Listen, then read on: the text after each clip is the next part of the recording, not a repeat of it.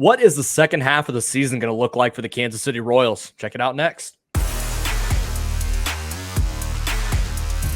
You are listening to KC Sports Network, the #1 podcast network for today's Kansas City sports fans. With former players from your favorite teams, informed perspectives, and former insiders, this is the place for you. You can find us wherever you listen to podcasts or on our YouTube channel, all over social media, or our morning newsletter, KCSN Daily, dedicated to your Kansas City Chiefs. KC Sports Network is proudly presented by Emprise Bank, your partner in possible.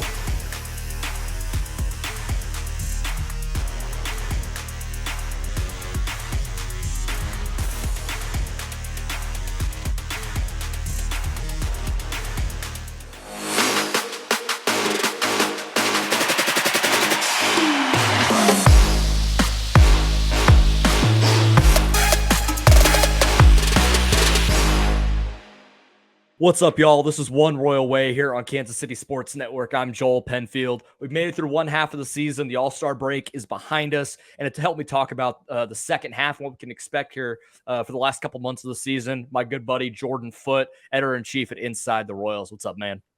Dude, thank you for having me back on. Always a really good time. Not necessarily good baseball to talk about, but better baseball. You know, they're 15-15 over their last month. So hopefully a more productive conversation instead of, man, I know that me, you, and Alex, when we talk, we beat a dead horse occasionally, or I guess frequently about this team. There's plenty to talk about, man. So thanks for having me back on. It is really funny that for as awful as this season has been, they're 500 in their last month. And I feel like that's not talked about enough. Like, they're not actually, they're getting to the point of, like, I'm going to talk about this a little bit more later, but like, we're going from bad to bad but interesting. Like, I hope that's what I'm hoping for, like, moving forward here, right?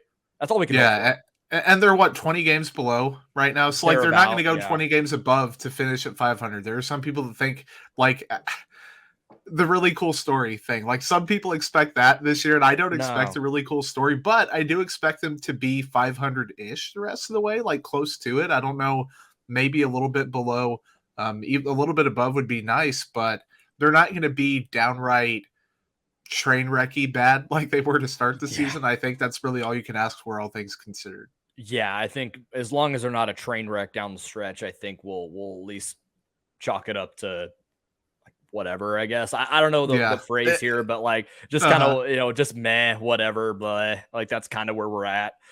But there's still a lot of good things to look forward to, I think, in the second half. We've seen a little glimpse of it with some of these younger guys coming up, but we're just going to talk through some of the storylines that we want to see moving forward over the next couple of weeks. Our own really cool story, if you will. Jordan, what do you have? Like, what do you want to see out of this team in the second half? I think, and we'll talk about this more later in the podcast, but getting some of the young guys back up, the ones that came up in Toronto, like the Michael Massies and the Nick Prados of the world, getting them up, seeing development from the pitching at the minor league level would be nice. Obviously, we've talked about that with Alex on Royals Farm about how they need to probably change something like organizationally before that happens. It's not going to be like a mid-season shift. But that applies to the big league level as well, like figuring out who belongs in the rotation long-term, who doesn't. Some of that probably is going to be done over the offseason, like they're now a year behind on what they were supposed to do this year, figuring that stuff out. Hitting-wise, just continuing what they have. I think Bobby Witt Jr. is going to have a big second half of the year. Like you mentioned recently, the All-Star break is going to do him pretty well. I think Melendez could use a little reset. Pasquantino, his numbers are going to come up. So just seeing how the youth develops at all levels, I think, is really the number one thing I'm looking for. Obviously, there's veterans here and there that could experience a good second half, but they could be traded too. So trades to internal development in the majors and the minors, probably one. Yeah, I think to kind of blend in with the youth movement of it, having those guys in take the Royals from bad to bad but interesting, as I kind of mentioned in the intro here, that like there are teams like the Marlins are bad, but they're at least interesting because they have some really nice pieces in there. The Orioles, I'm not buying that they're going to make some sort of ridiculous second half run and make the playoffs, but they're at least interesting, right? Like there are certain teams that have kind of are in that category of they're not good, but there's some nice stuff here. The Royals can morph into that. Bobby Witt Jr. I think has a good second half like he will. He's going to finish in the top 3. He's going to be right there with Julio Rodriguez for Rookie of the Year and kind of start knocking on the door of that. Julio has kind of taken over headlines, and rightfully so. Bobby's still sitting there as one of the better rookies in all of all of Major League Baseball. Just right there. You get MJ consistently in the lineup. You get Prado in the lineup after Benintendi gets traded. You can put Michael Massey back in the lineup after Whit Merrifield was traded. I don't know if Nate Eaton comes back up, at least initially. Maybe he gets another cup of coffee at the end of the year. But outside of the home run, I'm not sure what he really did. He made a couple nice plays in center field, and that's encouraging too, to have him playing center field and look pretty good doing it. I think we got a glimpse of what the young guys can do in that series in Toronto. I know they only won one game, but understand that one game that they won was the biggest upset in the Major League season this year by betting odds, but still, there was no reason for them to win that game, and they went out and did it. And then they took them to the ropes on Saturday and Sunday.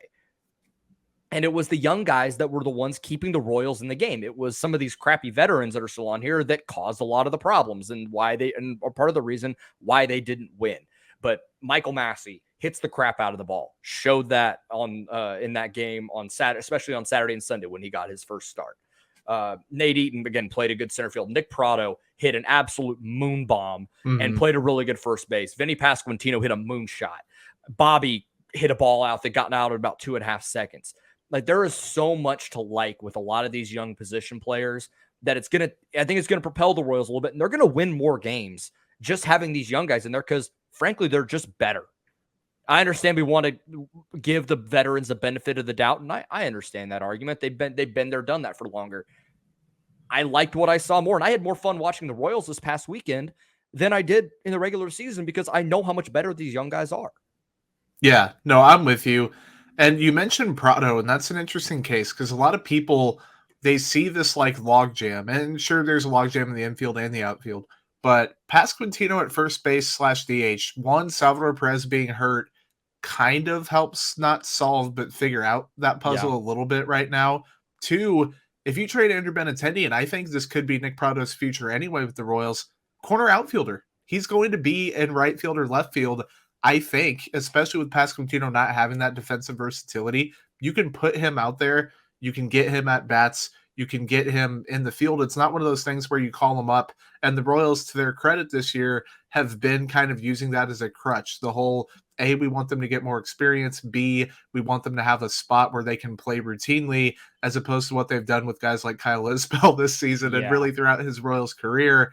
I don't think that getting rid of Benintendi, calling up Prado, would make Prado sit on the bench. I think there's a very clear path to him being a near everyday player at some capacity, whether it's first base, DH, left field, right field. You don't want to throw him in center, obviously, but the Royals have been preparing for this, and they've been preparing for MJ Melendez to get those corner outfield reps. They put him at third base a little bit. They've been putting Nicky Lopez at third base. They've been moving guys around. Hunter Dozier, although he doesn't do it well, has been playing all around the field. Ryan O'Hearn has played a couple different spots. Like, the Royals are not one of these teams where they're going to have a set positional lineup until probably next year, the year after, if they do it all. They're going to kind of mix and match. They're going to put guys in different places. They're going to see what happens. The at-bats are the important thing to find. The defense is probably not going to be... People keep having this, like, attachment to 2015 where the defense was insane. HDH was there. Like, the Royals aren't going to replicate that. They can have a good defense. They can have a good bullpen. Probably not going to have both, but the offense, I think, can be better than some of those teams, at least top to bottom. That's the most important thing. You get the bats out there. You get the at-bats out there. Then you kind of figure out the rest.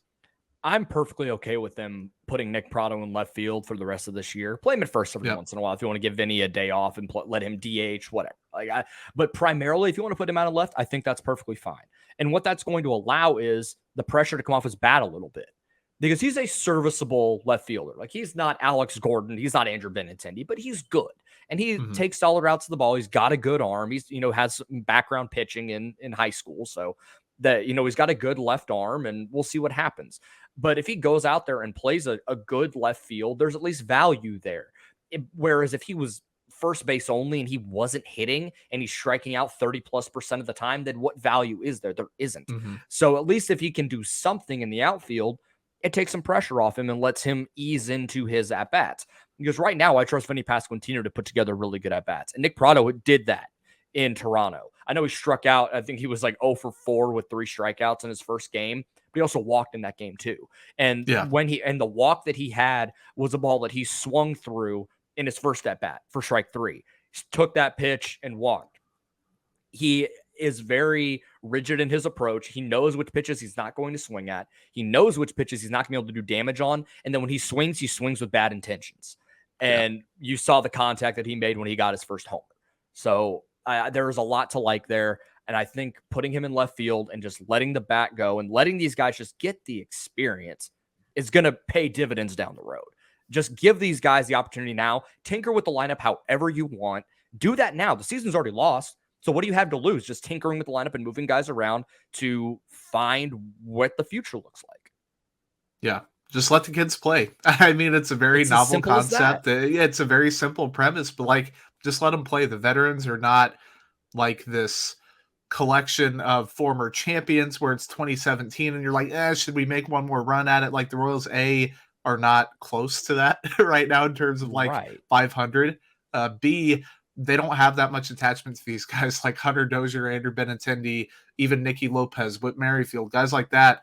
There's some sentimental value, but it's not like you're trading Salvador Perez and then going about that route. It's not like, Mondesi, this is the end of his run or something. He hasn't been healthy and playing for months. Like the Royals have very little reason, I think, to be extremely loyal to the guys they have right now. They're not making a playoff run. Their farm system isn't terrible. They don't have, it's not like they don't have prospects up right now that are producing and playing well. They need to just do it, fully embrace it. You can't be worse than they already were earlier in the season. If they are, then so be it. It's not a tank. It's getting experience for the young guys. It's accelerating that 2023 timeline, I think. This is now last year, heading into this year, I thought this was the year you figure out who belongs and who doesn't.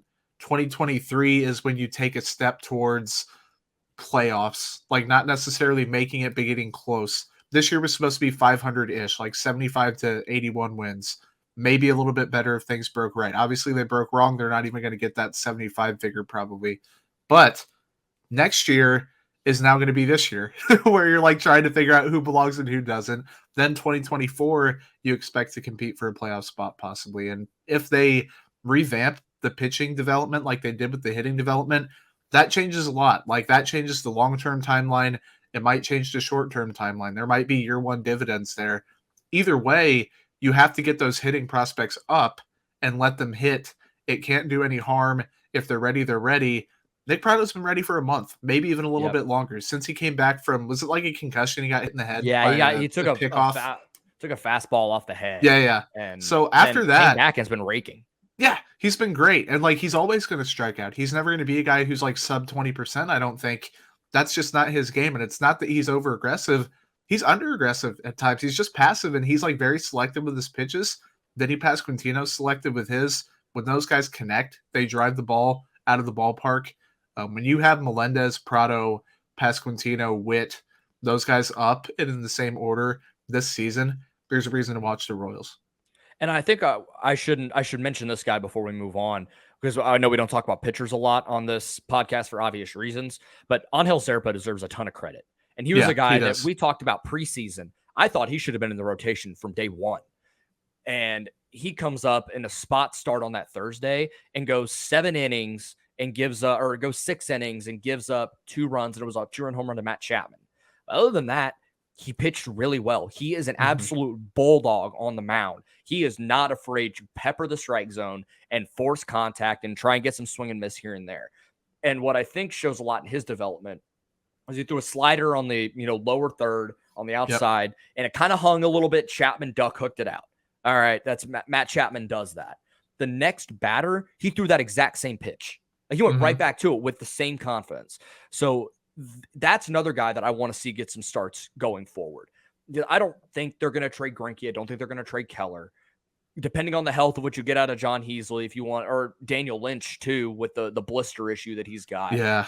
Zerpa is someone that should get a ton of run by the middle of August. Give him 5-6 starts at the end of the year. And I think he's a really big part of the future of this team, whether, kind of out of nowhere. And he's still just 22 years old. So there's still a long runway with him, but a guy that deserves a lot of credit for keeping the Royals in that game and helping them win that game in Toronto. Yeah. And if there's one team, franchise, club that is comfortable doing that, like giving a guy a limited sample size and then building some hype heading into next year, Carlos Hernandez last season, anybody? He had a much bigger sample size, obviously. Like, he was pitching out of the bullpen, then came into the rotation and played well, like Heasley at the end of last season. Like, the Royals are not – it's not the days where you're calling up a billion guys and giving them chances. You just can't do that anymore. But Zerpa's earned it. Give him 5 or 6. Go to a 6-man rotation. Figure something out down the stretch. I thought this year that a 6-man would have made more sense anyway. Yep. Not as practical with them, I guess. Give him a chance. Throwing strikes is hard for the Royals to do. It's a very novel concept. Zerpa does it pretty well.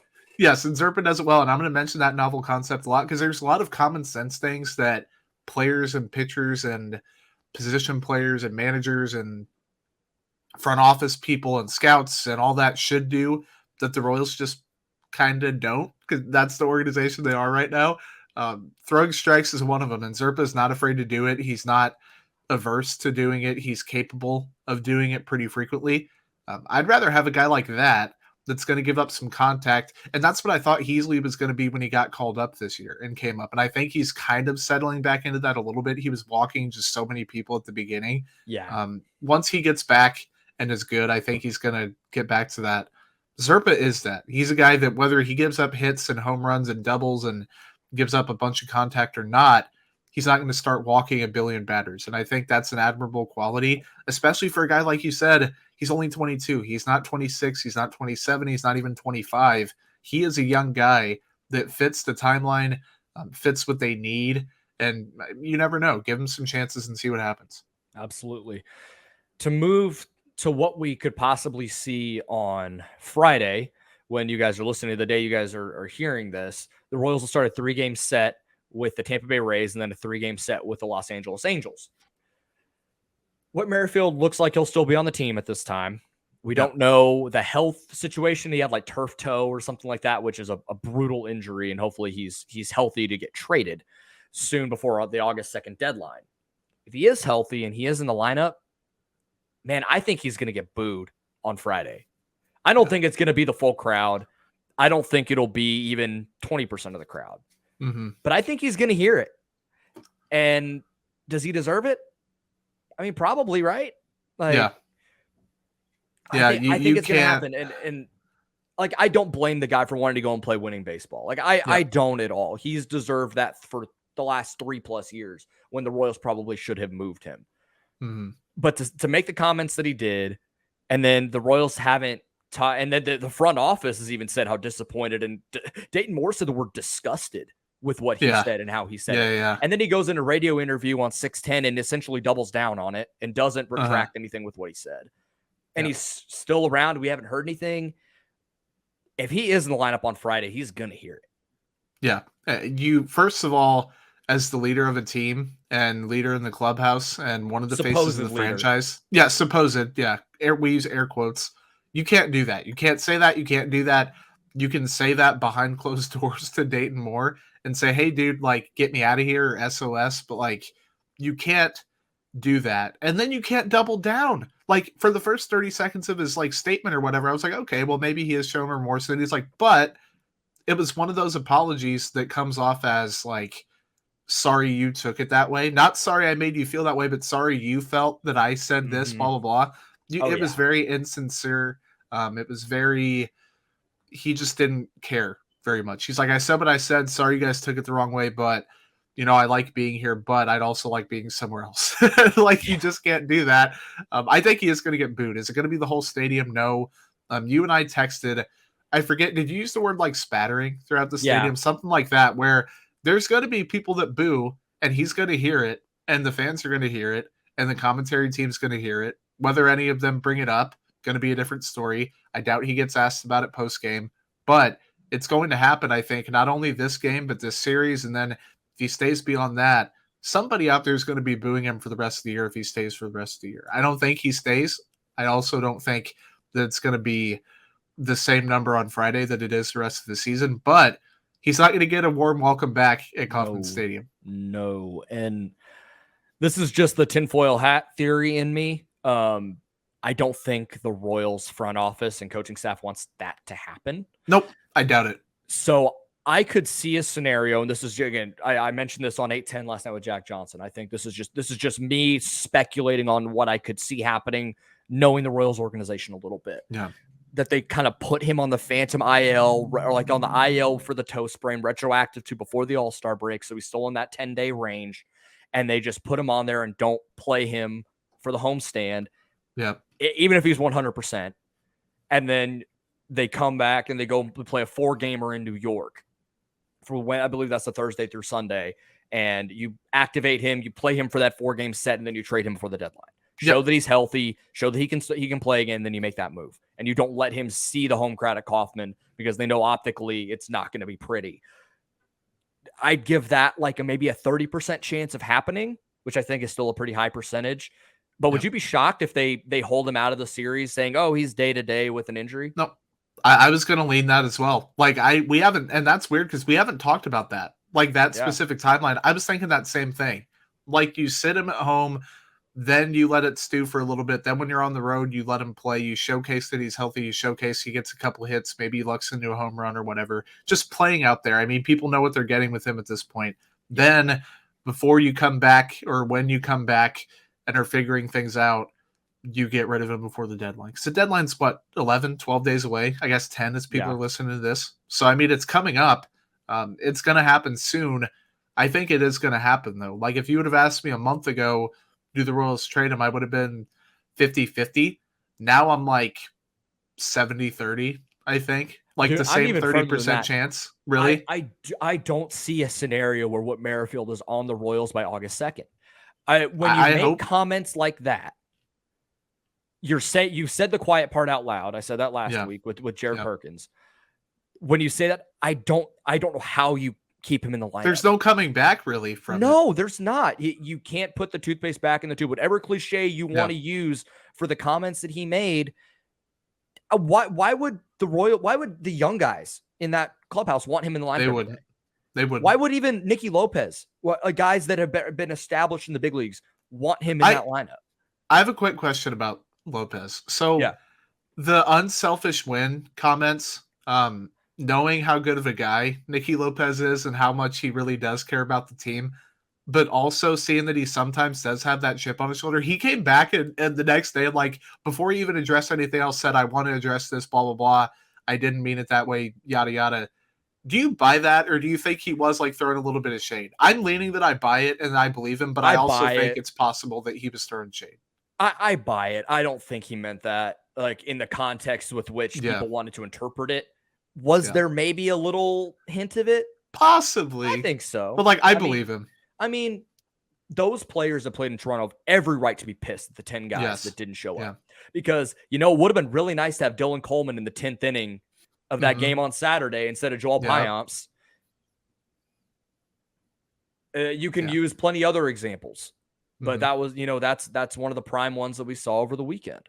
And the chips fell where they did. So no, I think there is a certain amount of that I think was calculated, but I don't believe that was a total shot at those guys. Exactly. Yeah. So it'll be interesting. I'm not sure how things are going to play out here, but I think it's certainly going to be interesting. I'm definitely going to need to tune in to see what happens. And if you're looking to take your crew out to the K this summer, be sure to check out our friends at Tickets for Less. Ticketsforless.com has the best selection of tickets for all your favorite sporting events, concerts, and shows, including the Royals. Tickets for Less never charges per ticket fee, saving you big time over the other sites out there. You can save even more when you use our exclusive partner code at checkout. Simply enter code KCSN22 when ordering your seats at ticketsforless.com. That code again is KCSN22. If you're not going to do it for the Rays series, do it for the Angels series. It's Monday, Tuesday, Wednesday. And that is an opportunity to watch Shohei Ohtani in Kansas City. And is he any good? Are they One good? might say, I've heard a couple things about him. I don't know. It's like he's only the greatest talent to ever grace the game of baseball, So he's pretty good. And hopefully Mike Trout is off the injured list. But I'm going to that series for sure. I know I think I'm going on that Tuesday. I'm going with my buddy who's actually got a day off of work for the first time in forever. So I get to watch Shohei Ohtani for the first time, and that's gonna be pretty exciting. So be sure to go and use KCSN 22 and go watch the two of the greatest baseball players of all time when they come to Kansas City. If you're not going to go for the Royals, at least go watch somebody else, right? Yeah, go watch good baseball. Because, you don't know if you're going to watch it in Kansas City, but you might watch it from somebody else in Kansas City. Who knows? Good baseball and the Angels don't go together. Yeah, that's true. Ever since that brawl when they tried to poverty franchise, when they tried to fight the Mariners and Jesse Winker fought the entire Angels organization, the Mariners went on a hot streak and the Angels have taken a nosedive. So you just hate to see it. But free Ohtani, free Trout, but they'll be on the Angels when they come to Kansas City next week. Check that out. We're going to talk a little bit of deadline as we get a little bit closer. Jordan and I have talked about it a little bit, but we're going to try and go a little further in depth here after this. All right, Jordan. So there's still the deadline. I said we're about 10 days or so away. There's a lot of movement that's going to happen throughout baseball. The Royals have guys that teams are interested in. Andrew Benintendi is still one of the best bats on the market. I say this knowing that there's a potential for Juan Soto to be traded, but I think that's about a coin flip move at this point. I think it's a for sure thing that Andrew Benintendi does get moved. How much do you think his trade value was hurt by him not playing in that Toronto series? Or do you think it could be like a Whit Merrifield thing and he just handled it more professionally and didn't say the quiet part out loud? Yeah, I don't think it made a huge difference. There are some people out there that think like his trade value's doomed now, like specifically to the Yankees. Maybe that makes a bigger sway because obviously they're in the AL East. Obviously Toronto, people bring stuff like that up. Like that whole situation. Dream is dead. Exactly. So it makes a little bit of a difference depending on what team, but for like a National League team, it doesn't really matter. I know that Toronto plays like some playoff hopefuls down the stretch. Like it's not like they play a bunch of bad teams. So it does make a little bit of a difference, but like you aren't getting a premier prospect for just Andrew Benintendi anyway. So like, it's not like they're going to get some like, I hate to say bum prospect because there aren't bum prospects really, but like a throw-in prospect, a guy who's like a really low rated or unranked prospect. You're not going to make that difference between a top 5, a top 10 guy in an organization, then dropping all the way out. So I don't think it makes a massive difference. It makes a small one. It's unfortunate. It's not ideal. I also don't rule out that he might get the shot if he does get traded to a contender, and he's kind of deflected it and people have like softly reported it. I think John Heyman tweeted at or hinted at it in a tweet. So I don't know. Like Merrifield, doesn't make a massive difference. Teams know what they're going to get. They're going to get a quality bat. They're going to get a quality outfielder. They're going to get a guy who can play in the playoffs unless they're in Toronto. Maybe he gets the shot and does. He handled it way better than what Merrifield does or did. And I think that salvages whatever was left unless you're going to like New York, Toronto, something like that. Yeah, I think the Padres are probably in that realm to go and get him. I know they need a bat really bad. Yeah. The Dodgers probably do too with Chris Taylor being out. I could see a package of I could see them being interested in Whit Merrifield. I could see the Braves being interested in Whit Merrifield or a Andrew Benintendi. Like, there should be a lot of teams interested in having him. Yeah. To be like, honestly, I know the Brewers really need offensive help. The Cardinals do too. Like this did not kill the value. I don't think it did. Yeah. Did it lessen things? Did it lessen some teams interested? Sure, but it didn't mean that all 30 teams are out and the Royals are stuck with them. Like teams are going to do it, and it also the return is going to depend on the desperation of the team, and that's where I think we see some of this. Like the Padres really want to make a run, the Blue Jays really want to make a run, the Brewers really want to make a run. Like if a team is desperate, they'll overpay, and I think what we saw by trading the 35th pick to the Braves, and you got a guy like Drew Waters, and you got two other guys, Andrew Hoffman, CJ Alexander. Like that's a value you could have gotten that for Andrew Benintendi. That tells me it's a seller's market, so teams are willing to overpay, and teams always want bullpen help. So this is why I've been talking about for 6 weeks, like package Scott Barlow, package Josh Staumont, anybody in that bullpen, Amir Garrett, throw a couple of relievers into that bullpen. Like that are bullpen arms with an Andrew Benintendi, with a Whit Merrifield, with a possible Michael A. Taylor. Then you're cooking. And you can go and get, instead of trading Andrew Benintendi for the 8th or 9th best prospect in a system. You go and add in Scott Barlow with Andrew Benintendi, you can get the 3rd probably. Like a team would overpay for that with the versatility and the cost control of Scott Barlow. Yeah. If the Royals really want to go and do that, I mean, I would shoot for the moon with some of these teams, especially the ones that are really desperate to make a playoff run and go and win a World Series. Yep. I'm with that. I agree 100%, which is why I'd lean that they don't, because it just makes so much sense. I think Barlow, I've been on the fence about Barlow. Like in the past, I've thought they will trade him, like past meaning over the past month and a half or so. I'm leaning they keep just about every reliever they have right now, even though it does make sense to package. Yes, it'd be dumb, which is why I think they're going to do it. I think they're more likely, like of the list of tradable, even remotely likely to be traded, Merrifield, almost certain. Benintendi, almost certain. Taylor, I'd lean like 55% they do it. Yeah, Lopez, I'm not sold that they trade Taylor, but I think it's certainly on the table. Yeah. I think then like Lopez, Keller, Barlow, Stamont, I think they all stay put. Lopez just doesn't have much of a market. I don't think Keller, don't know if they're going to get rid of him. The contract situation's weird with whether they're going to extend him or not in due time. Barlow and Stamont make a ton of sense to throw in somewhere, which is why I don't think they're going to do it. Yeah, I mean, the fact that we haven't heard any buzz with Scott Barlow, the fact that like over the last 4 years, there are only 8 relievers in baseball that have a higher WAR than Scott Barlow. It's just weird. It's weird. And like he is being wasted on awful baseball teams. Yep. As one of the top 10 relievers in the sport. Trade that guy. Like he deserves to go pitch in October. By the time he's already close to 30. He's like 28. 29. Yeah. Like we're getting close to with the volatility of relievers. Who knows if he's going to be this good again? And they're going to like they'll Joaquin Soria him and trade him or just let him go at the worst possible time. Mm-hmm. Like just do it now. It's going to be a Whit Merrifield like level. Obviously he's better at his position than Whit Merrifield was in his prime, but like it's going to be one of those types of situations. Yeah. I am ready to be infuriated by the trade deadline. Of like the moves they choose to make or do not, choose to make or not make. Oh boy. Could you imagine if they don't do anything? Because they come out of the All-Star break and win 8 of 10? I could unfortunately envision a world where that happens. It's like a 1% or less chance of happening, but like I could see the Royals being that club to do it. Say like we want to chase something special, blah blah blah. Yes, I could. Remember the airing of grievances that Alex did about a month and a half ago? I sure do. We would get pretty close. Yeah. We would get pretty close on this program here if they decide to hold on to Andrew Benintendi and then get nothing for him because there's no comp picks anymore. And then keep a guy that doesn't want to be here. Man. It'd be brutal. I don't think that's going to happen. Like I don't either. That is an absolute like DEFCON 5 doomsday scenario if the Royals do nothing. I don't think it gets to that point because I think they know that they're not going to extend Andrew Benintendi. They know that Whit Merrifield at he's gone next year. His option is massive in 2024. They're not bringing him back. So you might as well just trade them now and get something. Like I don't expect a ton from Whit Merrifield. Like the return, just he doesn't want to be here. He's made that clear. Just make it happen. Just make the move. Rip off the Band-Aid and let's just end it. So then the scenario comes for the young guys. We talked a little bit about this, but I guess we can put a little more of a timeline on it now.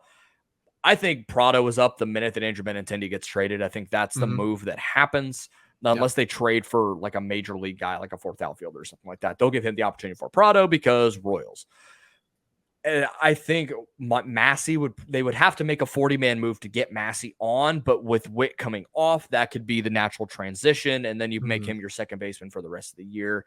Nate Eaton would cost another 40-man move. I don't know what that move would be, just because I'm not sold that they trade Michael A. Taylor, so there's not a 1-for-1 there. What other guys do you think have an opportunity to come up here? And like, I'm not asking you to make some sort of roster, do all the roster construction because we're not paid to do that. So I'd rather not put in the effort, frankly. I might be drawing blanks, but like Prado and Massey seem like the obvious 1-for-1, like Benintendi and Merrifield. Beyond that, like Hicklin and Eaton, I don't really think there's a ton. Michael Garcia, I don't think there's a ton. Zerpa for someone, I need to word this carefully. I don't think somebody is going to have like a mysterious like blister problem for the rest of the season or whatever. But like it seems like, and we've talked about this, I think, right at the beginning of the year when we were projecting the rotation in the bullpen.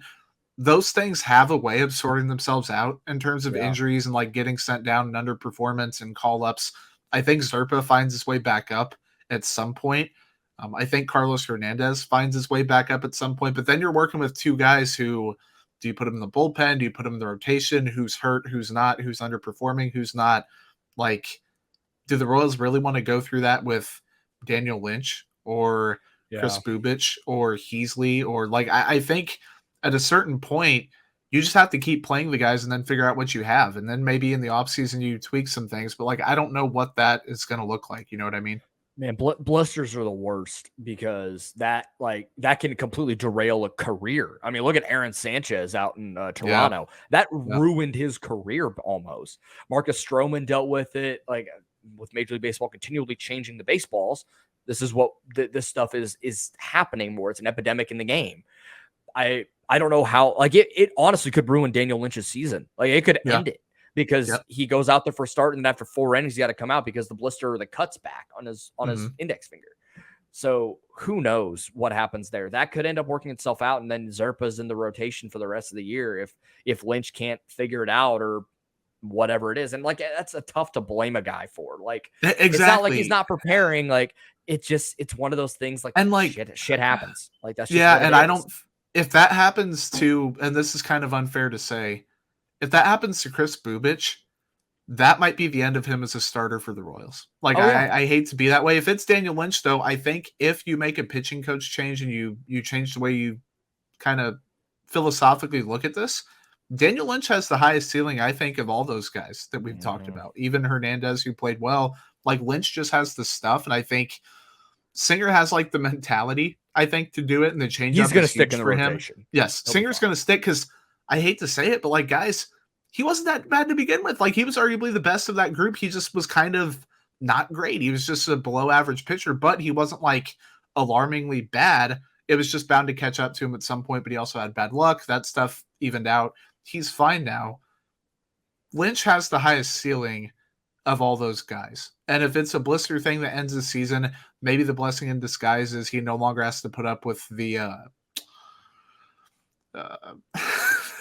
coaching, I guess. I was trying to think of a different word. Like trying to say it as delicately as possible. Yes, the advice that he's getting, the voices in his ear, and you get to see what you have in other guys. That's not the end of the world.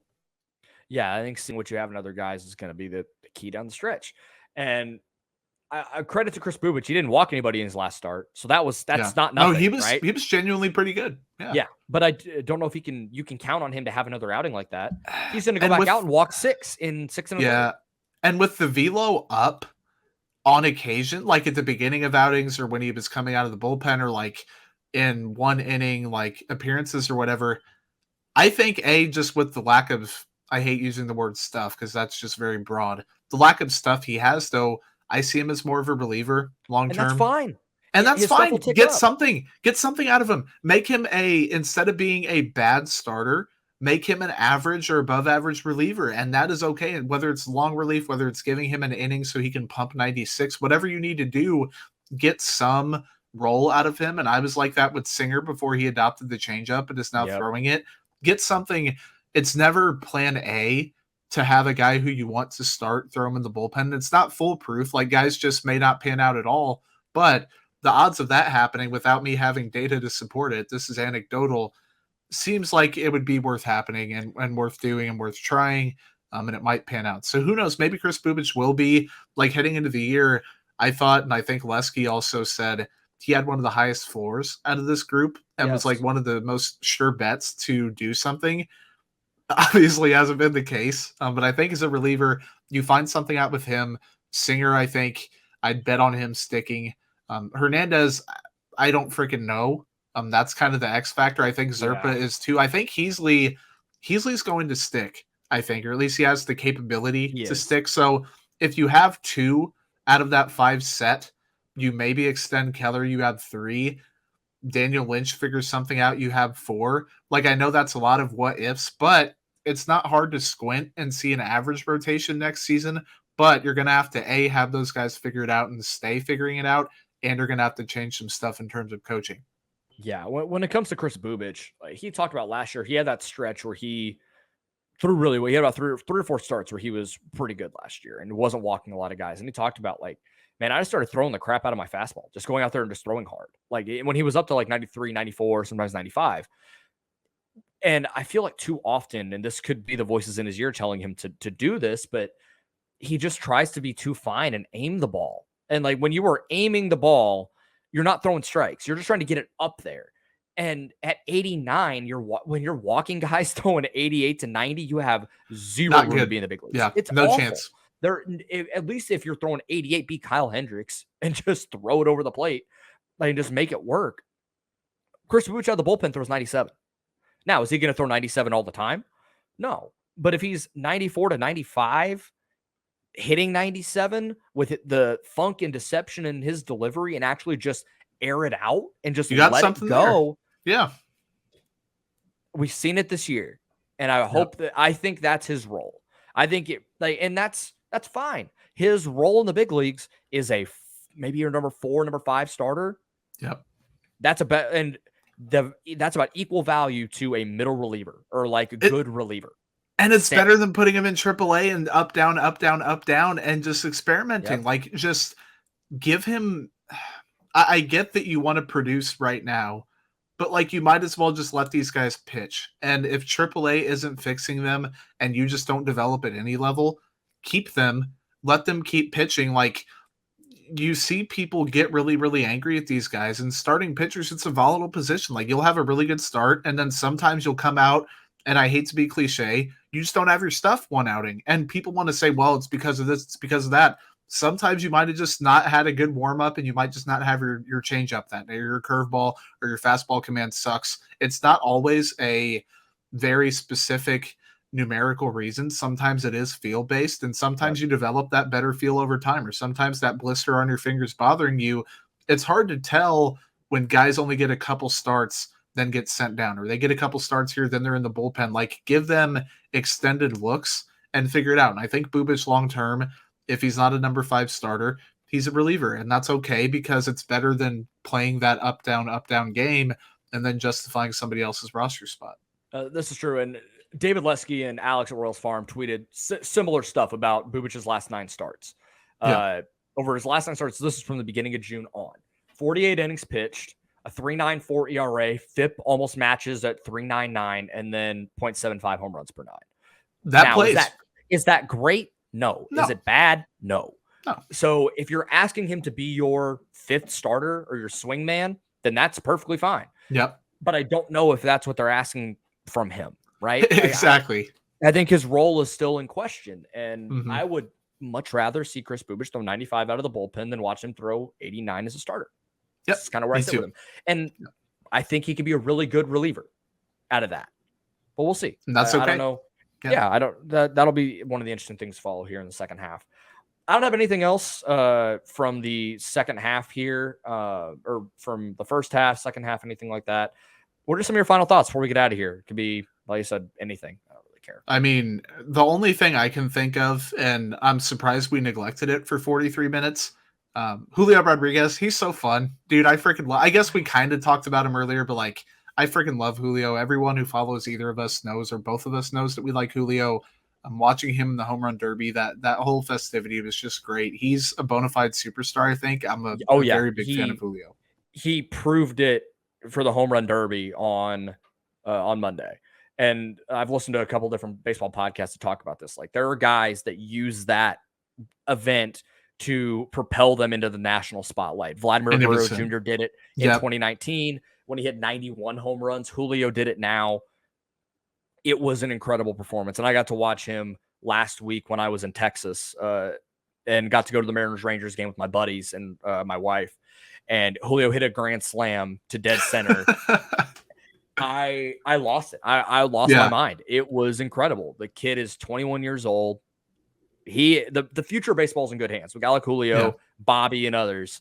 It was awesome. And to hear him mic'd up during the All-Star game in center field, was really cool too. I know that the assistant GM that said his English sucks was sitting there shaking and crying watching him give an interview in complete fluent English during the All-Star game.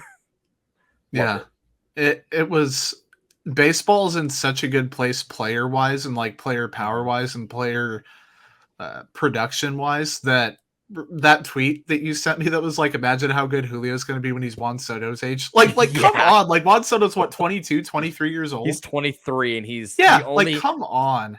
And speaking of Juan Soto, and I just want to get this out now. Yeah. The fact that the Nationals are even entertaining this. Yeah. And are like, yeah, we'll trade Ted Williams. Like that's the equivalent. That is the only equivalent to what Juan Soto was doing in his career so far. He is 23 years old. He's a lock for the Hall of Fame. Should he stay healthy, and you're going to trade him. Absolute, oh my God, I can't imagine. It's wild. Yeah. It's, what do you even, if you're a team, and this is a much, much, much, much, much lower scale, but like still a really good player.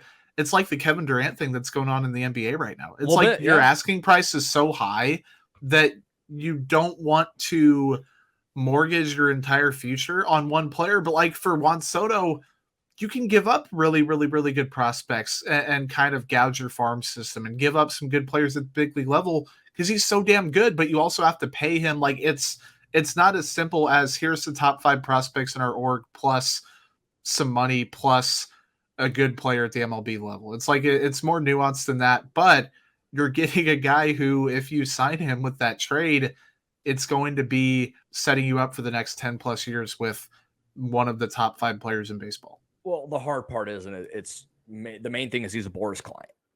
Those guys don't get extended early. Exactly. And he's already said that he wants to go to free agency. Yeah. So you're really trading for 2.5 years and you pray that you can entice him to stay after that. So that's why I think a big market team like the Dodgers, the Mets make a ton of sense. The Mariners fan in me is going, yeah, just go do it. And if there is a GM that is crazy enough to go and mortgage your future for the next 2.5 years and have an outfield of Julio Rodriguez and Juan Soto, would be Jerry DiPoto in Seattle. Yep. He would do it. And I'll be fascinated if they actually make that move because that could be the wild card. I know they've been mentioned by MLB.com and all this stuff. I still feel like people aren't giving enough credit. The Mariners have the farm system to do it and they have the position. And they have the assets to be able to do it. I hate calling people assets, but that's like they have the prospects and the major league ready players to do it. So it's gonna be one of the most fascinating things. It'll be the craziest trade in baseball history. And then in a couple of years, we'll be looking at probably the craziest and most fascinating sought after free agent ever. Mm-hmm. It's going to be wild. 2025. Yeah. It'll be nuts. Well, thank you all again for listening to this. We appreciate it. We're heading down the home stretch of the season. Thank you all for hanging with us. Hopefully it's going to be a lot more fun to talk about in the second half. I think with some of the youth that's coming up here, the Royals are going to be good. They're not going to be good, but they're going to be interesting. And that's all we can hope for. We'll talk to y'all next week. Take care.